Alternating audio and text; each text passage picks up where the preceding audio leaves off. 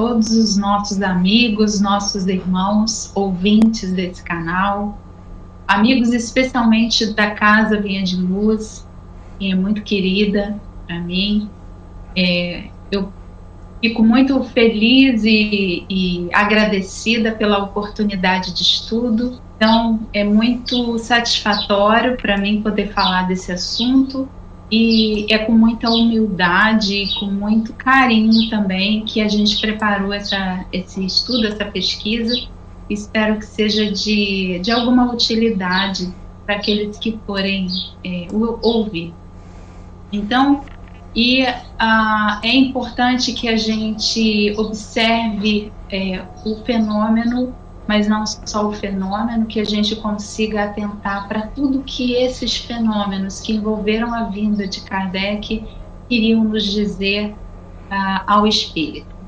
Então, vamos começar o nosso estudo da noite, da tarde, com uma página do livro Vinha de Luz, que foi psicografado por Chico Xavier e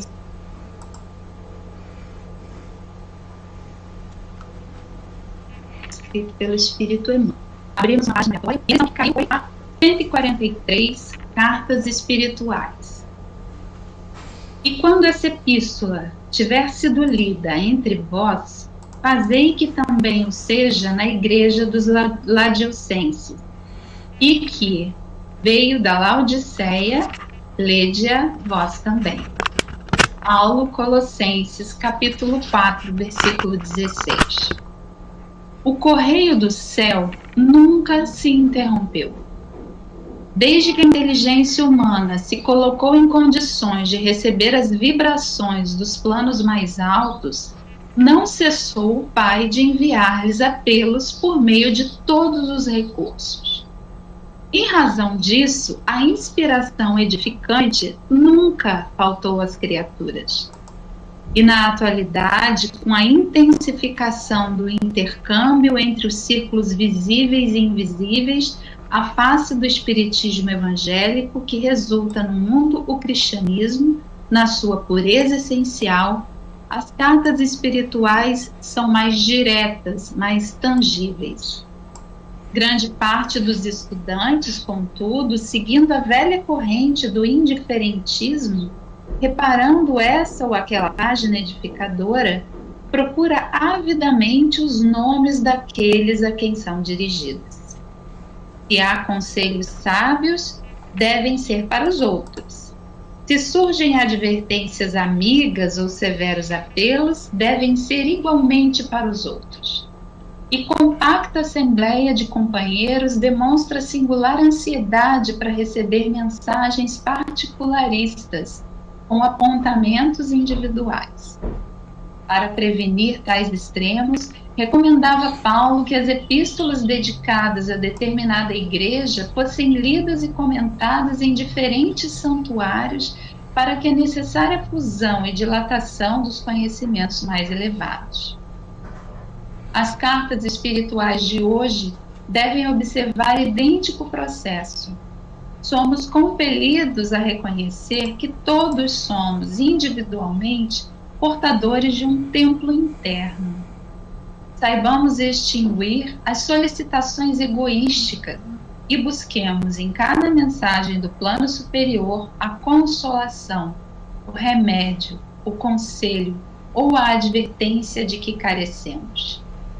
Quando soubermos compreender as pequeninas experiências de cada dia com a luz do Evangelho, concluiremos que todas as cartas do bem procedem de Deus para a comunidade geral de seus filhos.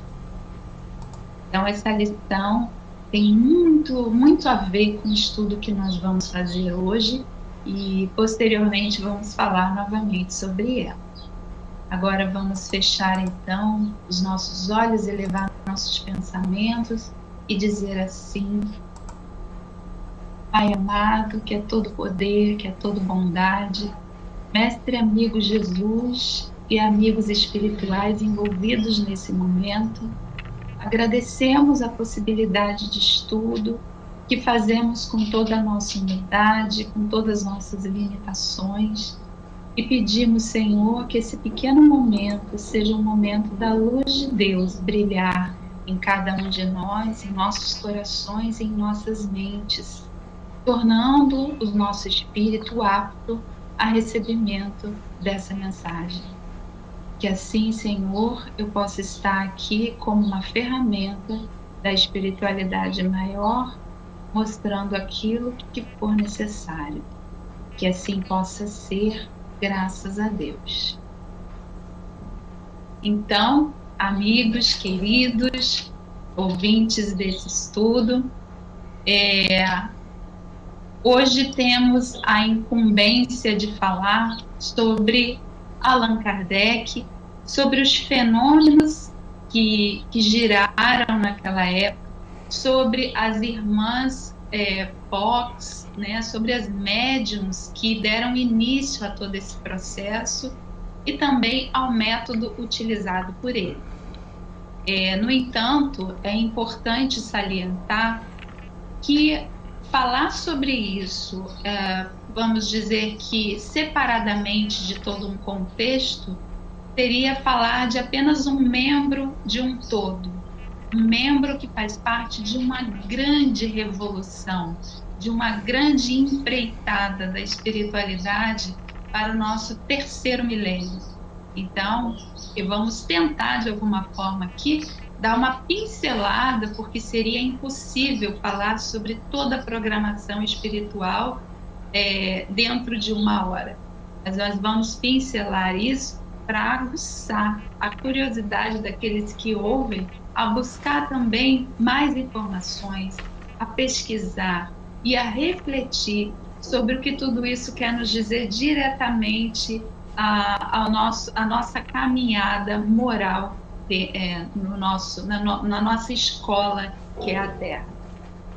Então, nós vamos começar falando sobre os marcos da humanidade, né? Se nós pensarmos desde o início da humanidade até hoje, nós vamos perceber, observando num todo, né, sobre todos esses acontecimentos, que a humanidade foi dividida em alguns marcos importantes. Segundo o livro Evangelho segundo o Espiritismo, seria a vinda de Moisés, que nos traz uma ideia de justiça, né, de como a sociedade organizada naquela época deveria também atentar para uma organização mais moral. E Moisés vem nos trazendo essa ideia e, assim, nessa caminhada, preparando toda a humanidade naquele momento para a vinda de uma lei muito maior, né, para uma verdade muito maior, que seria o próprio Cristo.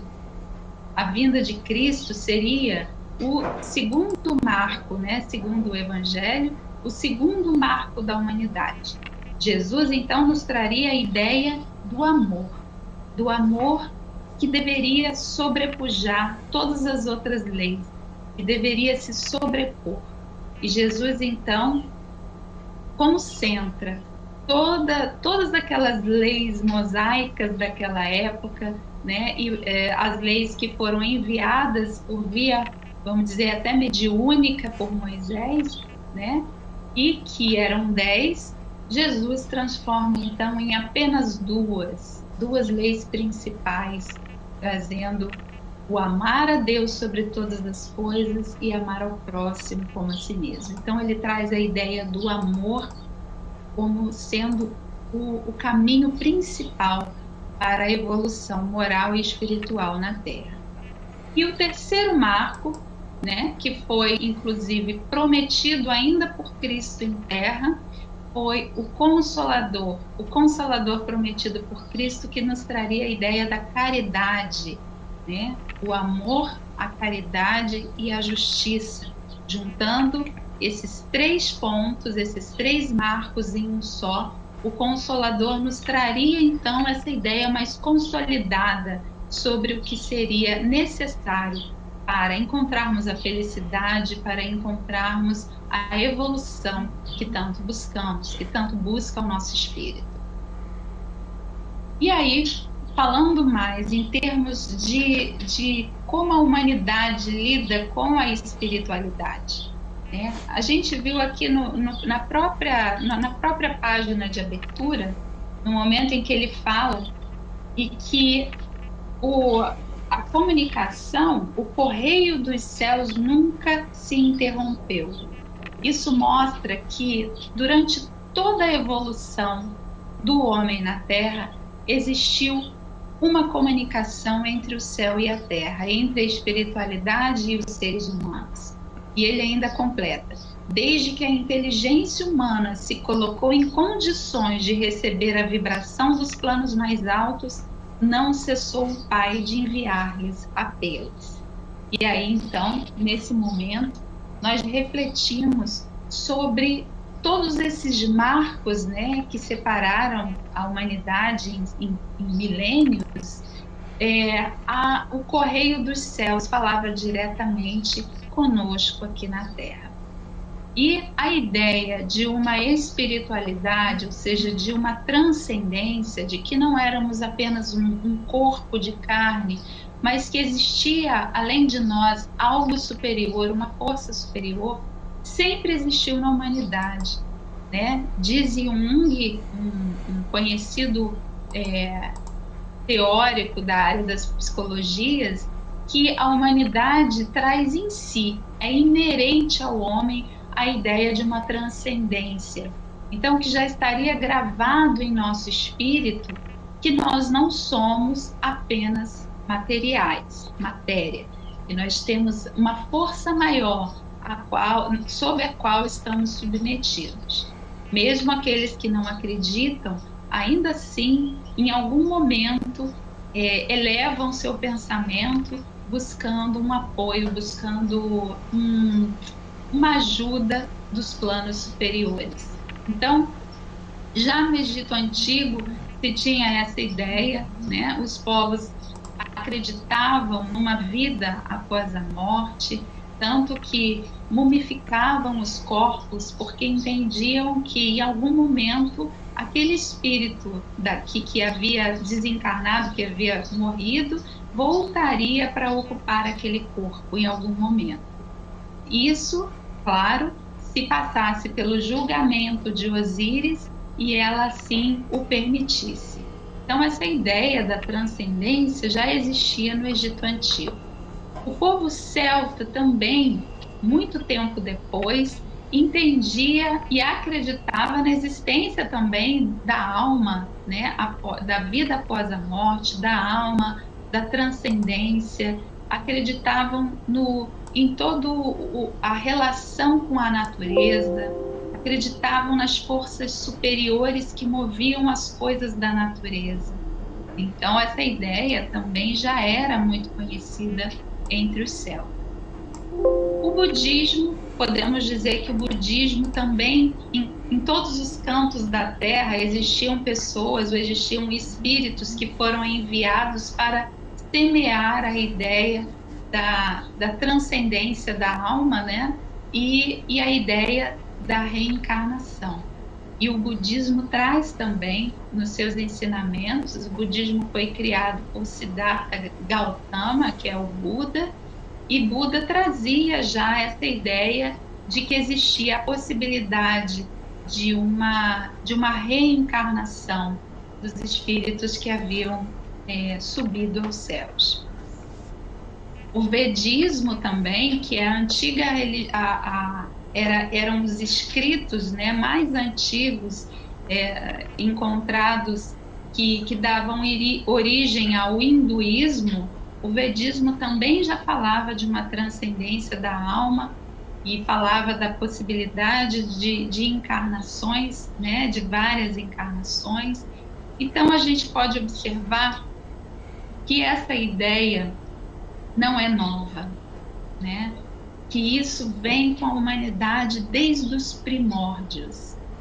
E o próprio Jesus, então, quando chega, né, em reunião com os seus discípulos, nos promete que futuramente, na preparação do terceiro milênio, viria novamente um Consolador, ou seja, um momento em que chegaria à Terra informações importantes a respeito de toda essa crença, de todos esses conhecimentos isolados, ou seja, um unificador de todas essas possibilidades de crenças existentes na humanidade.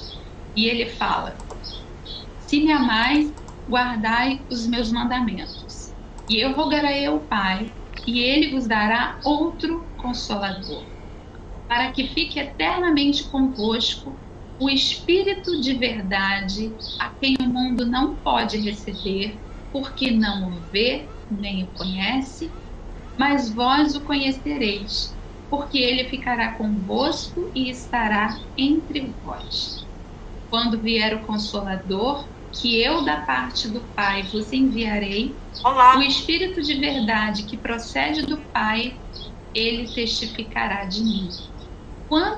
Quantas informações importantes esse pequeno trecho contido em João 15, 16 e 26 pode nos trazer a respeito do que foi, ou do que é, né, o Consolador prometido. Quando Jesus fala, o Espírito de verdade, a quem o mundo não pode receber, porque não o vê e nem o conhece, Jesus está falando de uma preparação que nós naquela época não tínhamos. A humanidade não tinha essa preparação. Ainda tinha sido semeada através dos grandes pensadores da humanidade, como Sócrates, como Platão, como muitos outros, né, na antiguidade, mas que ainda essa semente ainda não havia brotado, ainda não havia se enraizado e o solo ainda não estava preparado naquela época para entender as mensagens de uma forma clara, de uma forma bem objetiva. E aí então é o momento em que Jesus nos promete o momento em que isso aconteceria na humanidade. E aí, como a gente fala, a humanidade em preparação, como vocês podem ver no slide, a organização espiritual acontece desde sempre no mundo.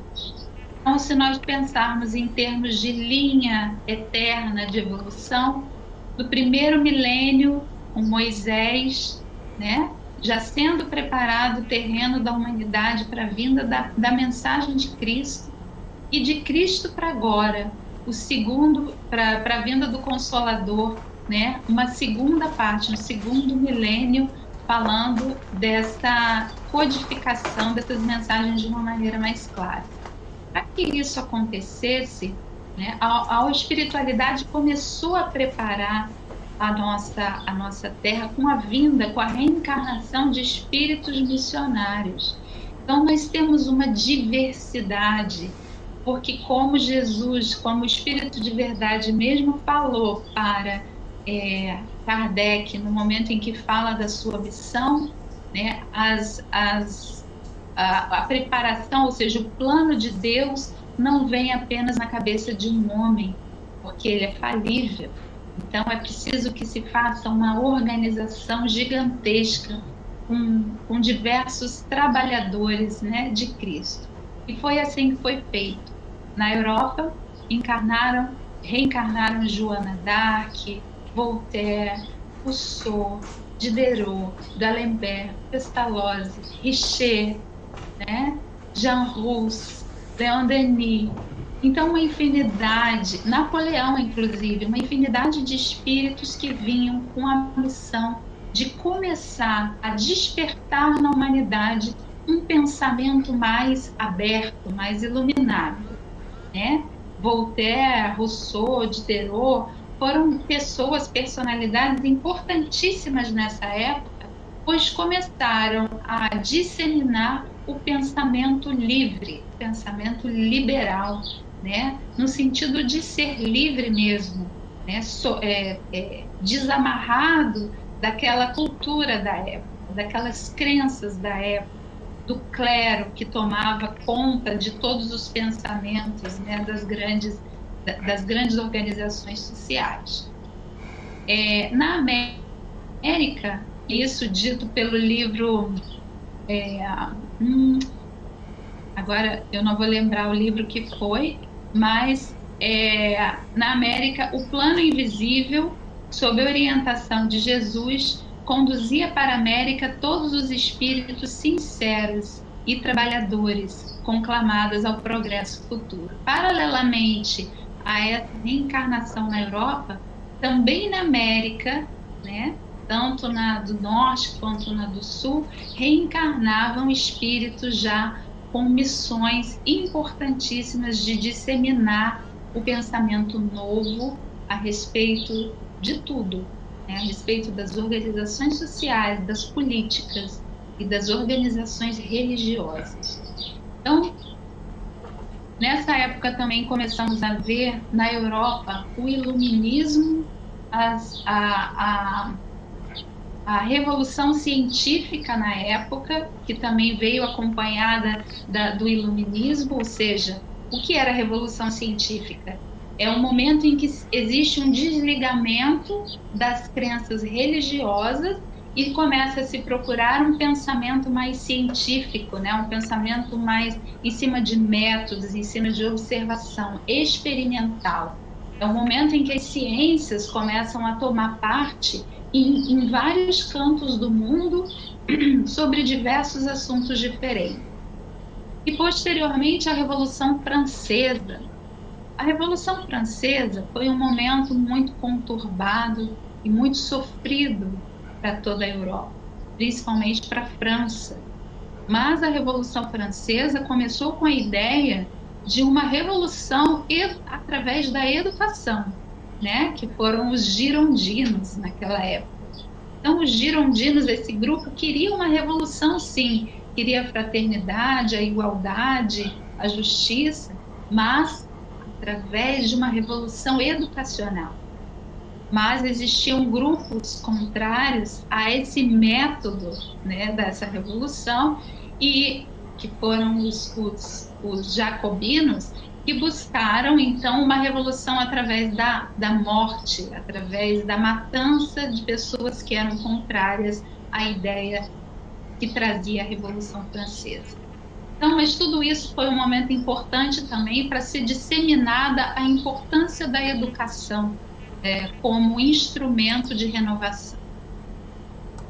Na Europa, então, o livro é A Caminho da Luz, agora eu lembrei, desculpem por eu ter esquecido momentaneamente, a ideia da revolução na Europa, e aqui na América acontecia a independência das colônias inglesas da América do Norte, que é os Estados Unidos.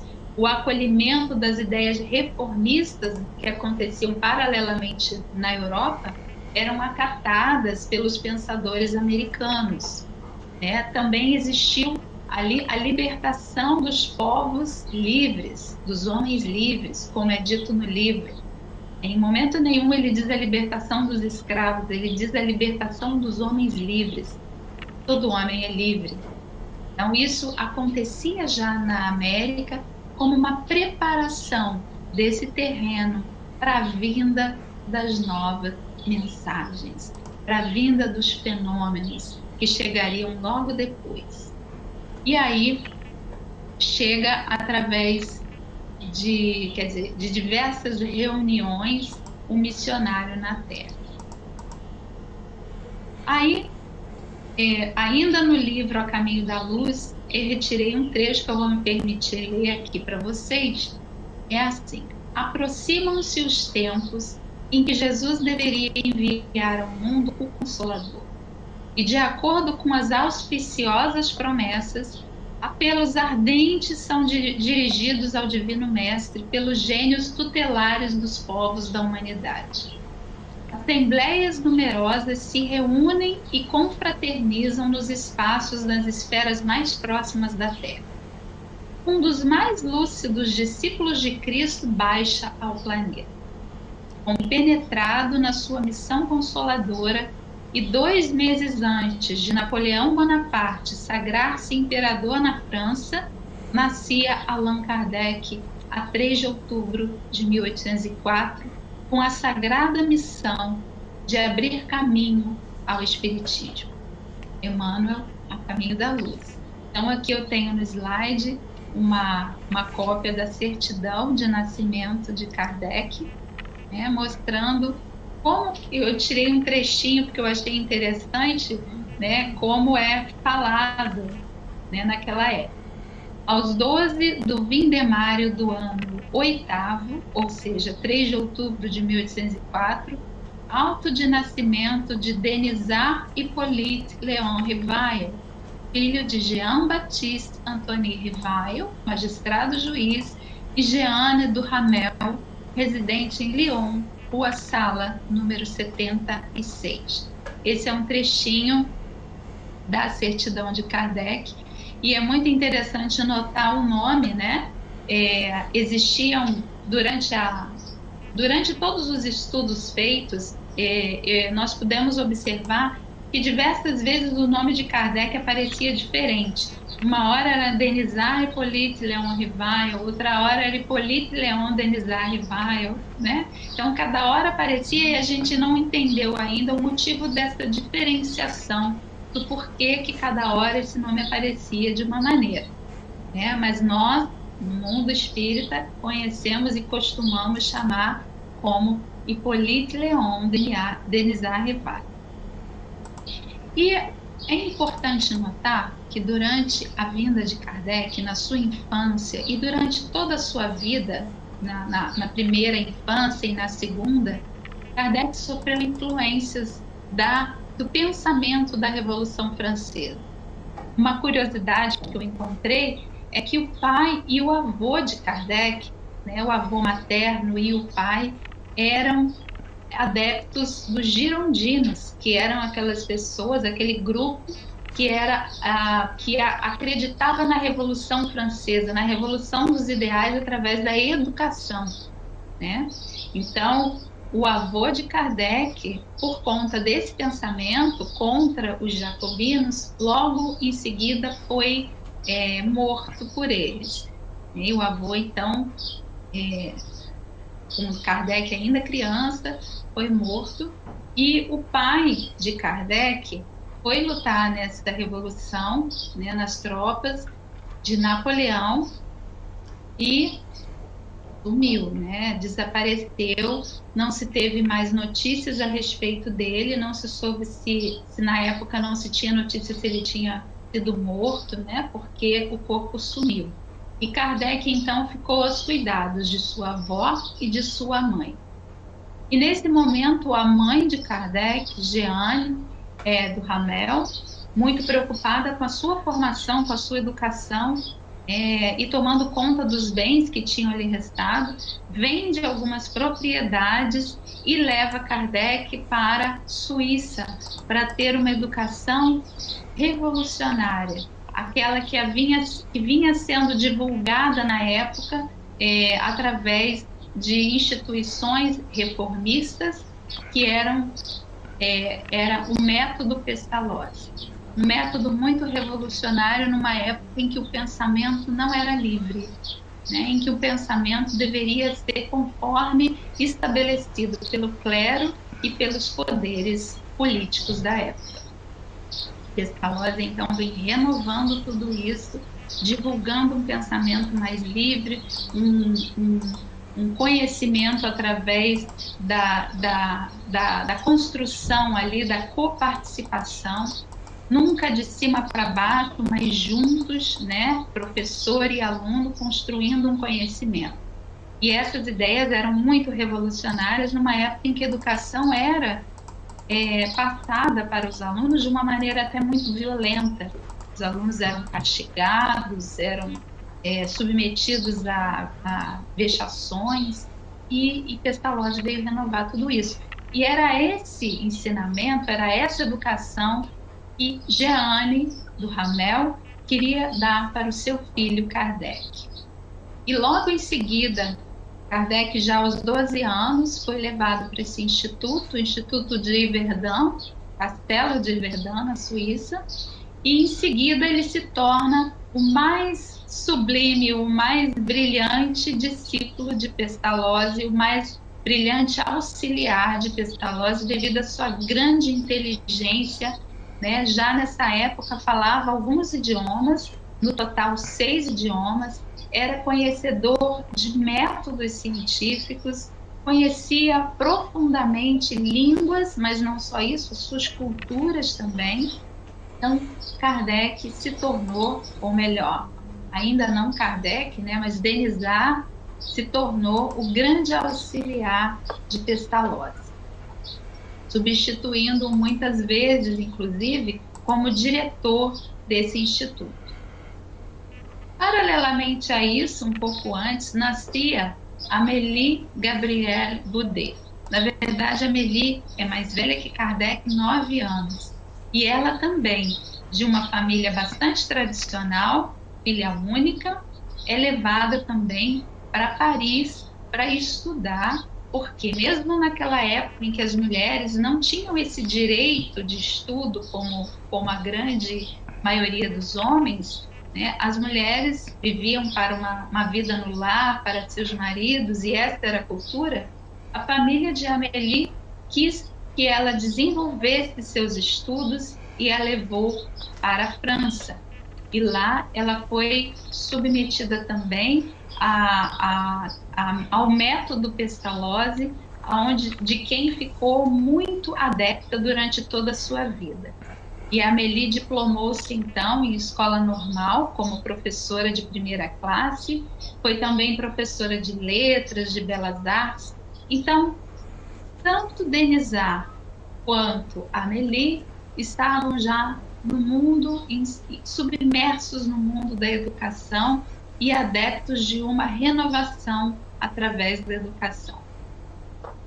Em 1829, ela conhece o professor Rivaio, de quem ela era já admiradora, já tinha lido alguns livros dele, e em 6 de fevereiro de 1832, muito rapidamente, como se duas almas afins se encontrassem depois de muito tempo, eles rapidamente, então, firmaram um casamento em Paris. E Amélie veio a ser a sua mais importante colaboradora durante toda a sua vida. Para falar de tudo que aconteceu depois disso, é importante que a gente volte para a América do Norte. Coisas interessantes estavam acontecendo lá, mais ou menos em 1847. Mas antes disso, antes desse ano, muitas manifestações estranhas aconteciam em algumas regiões, isoladamente. Mais especificamente, alguns fenômenos começaram a acontecer numa pequena casa, numa casa simples, numa choupana, onde viviam o casal Bell, que lá morava, né? Para a gente entender o contexto disso tudo, eu vou pular mais para diante e aí a gente vai entender melhor o que tudo isso significava. Em 1844, batidas começaram a acontecer nessa batidas, arranhaduras, eram chamados de raps, né? Então, eram manifestações, sons esquisitos não explicados, né? O casal Bell era um casal que já morava naquela casa há muito tempo, nunca tinha percebido esses fenômenos até determinada parte desse ano, onde tudo começou a acontecer. Eles não permaneceram muito tempo nessa casa, mudaram-se e várias outras famílias continuaram indo para essa casa e sentiam os mesmos fenômenos e, ao perceberem essa estranheza, não permaneciam na casa e iam embora. Em 11 de dezembro de 1847, uma outra família muda para lá, a família Fox, né, que era composta naquele momento de pai, de mãe e 2 crianças, né? Eles tinham outros filhos, mas não moravam ali naquele momento. As 2 meninas, Kate e Margaret Fox, né? A mais nova tinha 7 anos, a Kate, e a Margaret tinha 10 na época. Começaram, certa feita, a ouvir barulhos naquela casa, os mesmos barulhos que antecediam a vinda delas. E certa noite, a mãe, num relato que fez, numa entrevista que deu, disse que começou a ouvir barulhos e que aqueles barulhos foram ficando cada vez mais fortes e mais altos, como se quisessem realmente chamar a atenção e ser ouvidos. Uma daquelas crianças, a Kate, começou então a entrar em comunicação com aquele espírito, aquelas batidas, né, que na época não se sabia que era um espírito, mas com aquelas batidas, e aí nessa interlocução a Kate começa a perceber, e todos da família, que tinham uma resposta relacionada à pergunta que era feita. Isso gerou uma comoção na família. As crianças, na época, a Kate ficou um pouco assustada e não quis dar continuidade, mas a Margaret continuou. E, posteriormente, a própria mãe, a Margaret Fox, também continuou aquela conversa pedindo informações que só ela e o marido saberiam. E essas informações foram dadas através dessas batidas, quando elas estabeleceram códigos para entenderem essa comunicação. Aos 31 de março de 1848 foi quando tudo isso aconteceu, né? Em 1848, e a partir dali uma sucessão de acontecimentos começou em todas as partes da América do Norte, né? Nos dias subsequentes foram chamados vizinhos para ouvir aquele mesmo fenômeno, e o fenômeno não se acanhava, continuava acontecendo mesmo na presença de pessoas estranhas. E isso chamou a atenção primeiro da vizinhança, da localidade, depois de outras localidades vizinhas, depois do estado inteiro, e assim aquilo começou a se espalhar como uma epidemia, aquelas informações. Foi então que se aferiu que poderia ser uma inteligência, né, vamos dizer, extrafísica, né, que estivesse se comunicando com aquelas pessoas daquela época. Vários estudiosos entraram em contato, querendo saber, achando que eram farsas, né? As irmãs Fox foram afastadas daquela casa, foram para outros locais, por entenderem que elas seriam as organizadoras desses eventos, então foram afastadas. Percebeu-se que os fenômenos iam junto com elas, né? Para onde elas iam, o fenômeno ia também. E aí, muito tempo se passou e esses fenômenos começaram a acontecer em famílias também, como se fosse mesmo uma onda mental, em famílias muito conceituadas, famílias de reverendos, de religiosos. As filhas começaram a se manifestar mediunicamente, e isso tomou uma proporção gigantesca, a ponto dos jornais da época começarem a se manifestar com opiniões contrárias, né?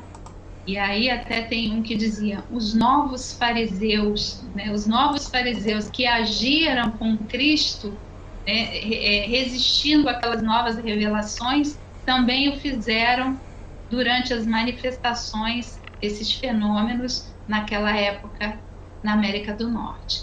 Então, tem um trechinho aqui que fala as revelações, né? Escrevia a imprensa conservadora e o clero. Ensinam a destruição das organizações eclesiásticas existentes e dizem ser necessárias transformações vitais no mundo social e comercial. Como é geral a crença numa procedência espiritual desses ensinos, crença que se expande cada dia, o efeito será, como dissemos previamente, a formação de um grande partido radical que em pouco tempo se desenvolverá por si mesmo e surpreenderá o mundo pela sua força. Isso foi um pequeno trecho retirado de um jornal daquela época. Então já se via então resistência, né, daquelas organizações já consolidadas em relação a esses novos fenômenos. Em 1852, depois de um tempo, Primeiros médiuns americanos foram para a Europa, já levando esses papéis, jornais, documentos, psicografias, e médiuns que tinham também essa facilidade, médiuns ostensivos, né, foram levados para a Europa para que disseminassem, então, esse conhecimento. A Europa, que era o berço ali da ciência e dos cientistas, para que esses fenômenos fossem estudados e melhor pesquisados pelos cientistas da época. Foi assim, então, que, aos poucos, esse movimento se deu, chegando primeiro na Inglaterra, primeiro de tudo na Escócia, em segundo lugar para a Inglaterra, posteriormente para a Alemanha, e aí da Alemanha, pouco a pouco, né, chegou na França. E em 1854, Kardec, que ainda não era Kardec, era Denisard Rivail, tem pela primeira vez notícias desses fenômenos que andavam acontecendo. E nesse momento não eram apenas ruídos, batidas, mas já eram mesas que giravam, mesas que se comunicavam com pessoas, mesas e objetos que flutuavam no ar, né, com a presença de pessoas ao seu redor. E aí Kardec questiona esse conhecimento. A primeira vez que ele teve essa notícia foi através do senhor Portier, e ele questiona que esses objetos pudessem se comunicar, porque a comunicação precisa de vir de um cérebro pensante, e isso não era possível através de um objeto. Então, nesse momento, Kardec desacredita, né, mas ainda fica atento. Em 1855, em maio, ele foi convidado para participar de uma reunião na casa da senhora Pleine-Maison, primeira vez que ele observa, então, os fatos, né, na sua frente acontecerem. E ele saiu dali sem ter dúvidas de que algo estranho estava acontecendo, e de que não eram apenas diversões, né, mas que tinha algo a mais ali, algo mais profundo. Em 1855, a partir daquele momento, ele começa a frequentar reuniões da casa da senhora Pleine-Maison, e uma dessas reuniões, ele conhece a família Boudin. A família Boudin, o senhor Boudin, tinha 2 filhas, e lhe relatou que esses fenômenos também aconteciam através de suas filhas em sua casa, e convida Kardec para frequentar uma dessas reuniões. Kardec, que a essa altura já era muito conhecido pelo seu metodismo, pela sua seriedade, pelas suas obras, né, na área da educação, Kardec era sempre chamado para observar essas reuniões e dar, através dali, a sua opinião. Ele conhece, então, as meninas, que não eram meninas, depois a gente vai descobrir, pesquisando, né, que as médiuns já tinham uma idade adulta, e que através delas se pôde receber diversas mensagens psicografadas, escritas, né, mas não através da mão, mas através de uma cesta com uma ponta de um lápis na ponta. As duas colocavam as mãos em cima daquela cesta, e aquela cesta se movia e escrevia a mensagem em cima de uma pedra de ardósia. E aí o Denisard percebe que aquilo não poderia ser fruto da mente das 2 meninas, que tinha uma força diferente, estranha e desconhecida ali, que estava provocando aqueles movimentos e deixando aquelas mensagens. Até então, nenhum intuito sério tinha naquilo, apenas uma observação, apenas uma curiosidade. Mas a partir daquele momento, através das mensagens que eram deixadas, Denisard percebeu que existia algo ali muito maior, algo que relacionado à filosofia, à psicologia e à natureza. Então, apesar de todo esse movimento contrário que existia na época, onde as mulheres eram bastante oprimidas, né, eram cerceadas da liberdade de expressão, foi através das grandes mulheres da codificação que todo esse processo se iniciou com Kardec. Nós temos aqui, então, como podemos ver aqui no slide, algumas mulheres importantes nesse processo, que foram as médiuns que Kardec conheceu e que se espalharam ali, né, em diversas regiões da França, principalmente, mas não só da França, da Alemanha, da Inglaterra, e que todas elas contribuíram de alguma forma para a chegada dessas mensagens. Então, nós temos a Catherine Caroline Boudin, que foi uma das filhas do Senhor Boudin, já com 28 anos, quando iniciou o trabalho com o professor Rivail, na casa dos seus pais, responsável, juntamente com a sua irmã, a Pélague Boudin, chamada de Julie, né, em todos os livros que a gente vê, e até no filme também. É interessante a gente observar que no filme de Kardec, elas aparecem como duas meninas, né?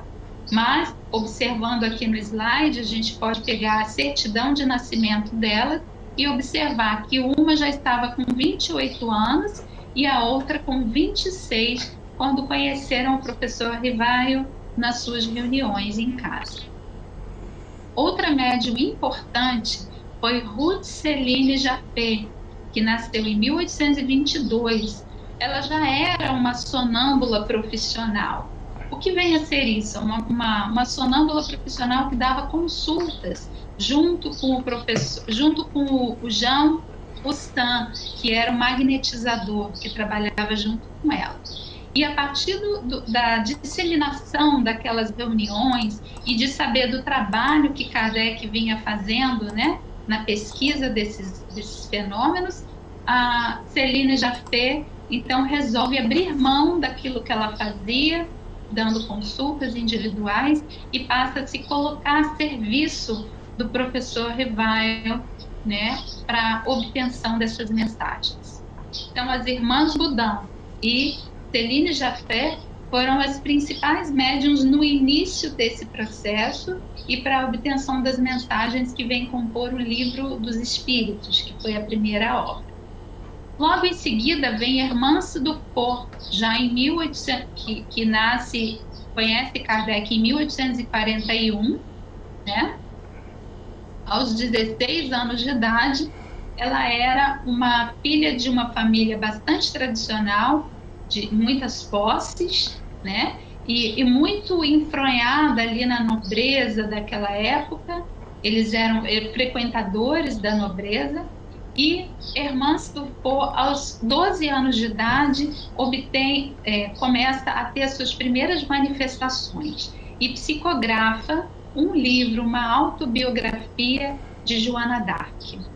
Imagina, aos 12 anos de idade, ela ter essa habilidade já para psicografar uma biografia.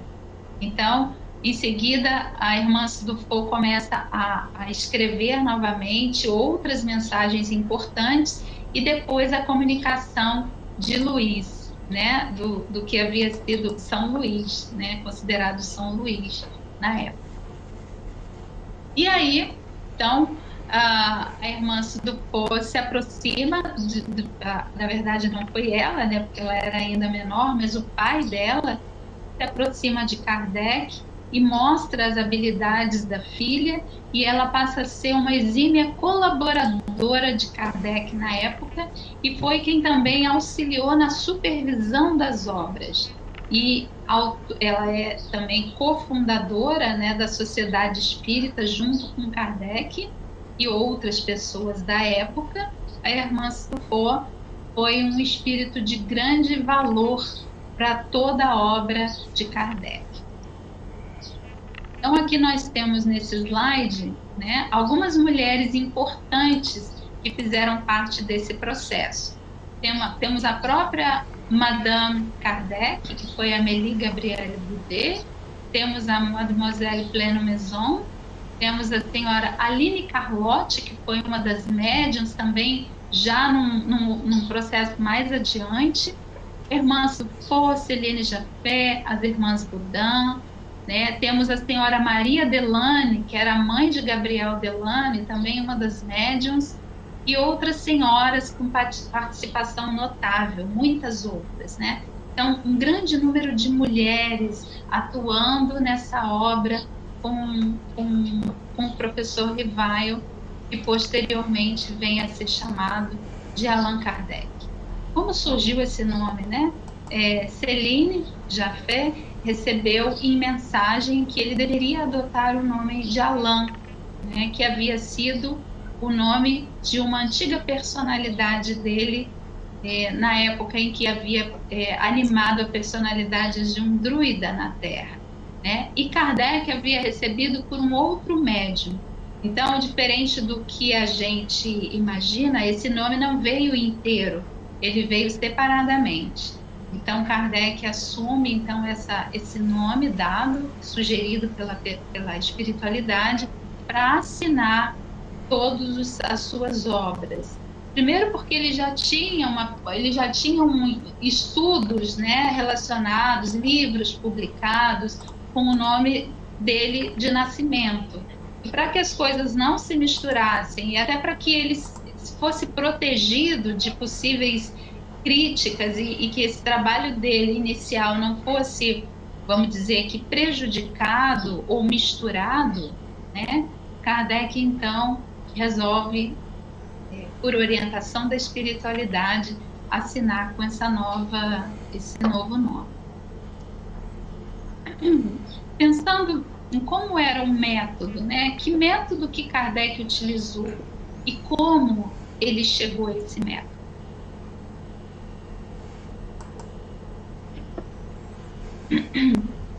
Então, falando um pouquinho sobre o método utilizado por Kardec, né? Ele mesmo fala no livro Obras Póstumas como que ele chegou a vamos dizer que organizar esse estudo que era gigantesco, como ele chegou a organizar isso tudo. Então vamos lá. Ele diz: apliquei essa nova ciência como fizera até então o método experimental. Nunca elaborei teorias pré-concebidas. Observava cuidadosamente, comparava, deduzia consequências dos efeitos, procurava remontar as causas. Então a gente percebe que Kardec, desde sempre, né, ele tinha essa forma de agir, esse método, esse cuidado metódico com as coisas que ele estudava. E foi o que ele disse mais adiante. Foi assim que procedi, sempre trabalhos anteriores, desde a idade dos 15 e 16 anos. Agora eu me pergunto, com 15 e 16 anos, né, Kardec já utilizava esse método experimental para os seus estudos particulares. Então ele era, né, uma personalidade, um espírito de muita inteligência. E aí ele continua: fazia-se mister, portanto, ser positivista e não idealista, para não me deixar iludir. O que era um pensamento positivista na época? Era um pensamento que não se fechava às novas ideias, mas que buscava comprovação daquele efeito, né, por uma causa inicial. E esse era o pensamento de Kardec. E aqui a gente tem algumas fases do pensamento experimental: a observação, o registro dessas observações, a comparação de dados, a análise desses dados, a sistematização, a conclusão e a publicação dos resultados. Olha só que trabalho, né? Que empenho, e que foi preciso para que Kardec organizasse toda a obra que ele organizou em apenas 10 anos de trabalho, pouco mais de 10 anos, né? Então, é muito interessante que ele relata no livro Obras Póstumas também, que em certa feita, quando ele frequentou a casa da senhora Cardone, né, ela se ofereceu para ler a sua mão, que era a faculdade que ela tinha, a leitura de mãos, que na verdade era uma segunda visão, E aí Kardec diz que ela comentou: nasceste com uma grande abundância de recursos e meios intelectuais, extraordinária força de raciocínio. Fora governado pela cabeça, moderais a inspiração pelo raciocínio, subordinais o instinto, a paixão, a intuição, ao método, à teoria. Tiveste sempre pendor para as ciências morais, amor à verdade absoluta, amor da arte definida, benevolência judiciosa, necessidade imperiosa de aliviar, de socorrer e de consolar, necessidade de independência. Então, a senhora Cardone, ela descreve o espírito de Kardec e suas virtudes e coloca aqui, né, quanto ele era grandioso em espírito através de recursos que ele vinha adquirindo ao longo de toda a sua existência na Terra, e até fora da Terra, e até em outros planetas. Então, além das virtudes de inteligência intelectuais, Kardec também tinha virtudes morais, benevolência. E aqui então, né, Kardec, a 30 de abril de 1856, ele tem conhecimento através de mensagens da senhora Jafé pela primeira vez da sua missão. Qual seria a sua missão? Em 7 de maio de 1856, Kardec, parecendo não entender direito o que aquilo queria dizer, pergunta novamente à senhora Jafé, através de sua mediunidade, ao espírito Hahnemann, sobre a sua missão, sobre o que seria exatamente sua missão. Em 12 de junho de 1856, ele, através da senhorita Aline, né, Carlotti, aqui está como Aline C., mas é Aline Carlotti, pergunta novamente sobre a sua missão, parecendo não acreditar, e aí quem lhe responde é o Espírito de Verdade, falando que confirmava todas aquelas informações e confirmava tudo o que tinha dito anteriormente sobre a missão dele, mas que ele precisaria de muito cuidado, porque aquela missão não seria fácil. Aquela missão lhe traria muitos problemas, lhe traria muitas tristezas, muito desgosto pelo quanto a sociedade o atacaria, pelo tanto que de ataques ele receberia de pessoas ao seu redor, de traição de pessoas queridas. E Kardec, então, como uma forma de ser preparado, ouve essas mensagens do Espírito de Verdade e fortalece ainda mais o seu espírito, né? Kardec, em toda a sua humildade, vem perguntar ao Espírito de Verdade se ele seria capaz de fazer aquela missão. E aí é onde ele tem a resposta do Espírito de Verdade, dizendo-lhe que era necessário, além de toda a sua capacidade intelectual, que era inegável, que ele tivesse também coragem, perseverança inabalável, firmeza, prudência e tato, devotamento, abnegação e disposição de todos os sacrifícios. E que tudo isso dependia somente dele e de ninguém mais. É claro que a espiritualidade estaria sempre ao seu redor para apoiá-lo, para fortalecê-lo, para direcioná-lo, para iluminá-lo, né? Mas que as características principais para a composição, para o cumprimento dessa missão, dependeria somente dele. E é nesse momento que a gente começa a refletir a respeito do legado que nos deixa Kardec, não apenas do trabalho que ele desenvolveu, da missão em si, mas de todo o seu exemplo, né, porque ele cumpriu essa missão com todos os seus detalhes. Ele nos deixa então um exemplo de espírito grandioso, do quanto é necessário, muitas vezes, além do método, mas de quanto é necessário uma grandiosidade moral, né? para lidar com as nossas pequenas missões do dia a dia. E que através desse caminho deixado por ele, porque o Espiritismo não é apenas fenômeno, como disse a nossa página de preparo hoje, nós não estamos buscando, através das cartas, mensagens personalísticas ou fenômenos ou curiosidades a serem sanadas, mas muito mais do que isso.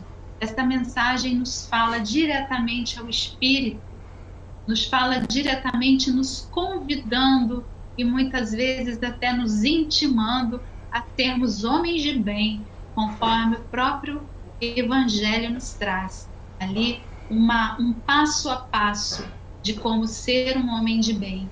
E que só assim encontraríamos o caminho da felicidade, através do amor, da justiça e da caridade. Essa lei tão importante que devemos consolidar dentro de nós mesmos. Essas mensagens trazidas pela codificação, então, clareando, amplificando e tornando objetivas as primeiras mensagens do Cristo, vem construir, então, vem começar a construir um caminho, uma escadaria de ascensão para a nossa humanidade. E assim, então, amigos, eu finalizo esse momento de estudo, que poderia render muito mais, né? Mas que espero que tenha sido proveitosa para cada um de vocês. Então, vamos finalizar com uma prece, agradecendo a Deus, a espiritualidade amiga, por essa possibilidade de estar em contato com essa obra grandiosa, por termos o conhecimento, termos em nossas mãos as ferramentas necessárias para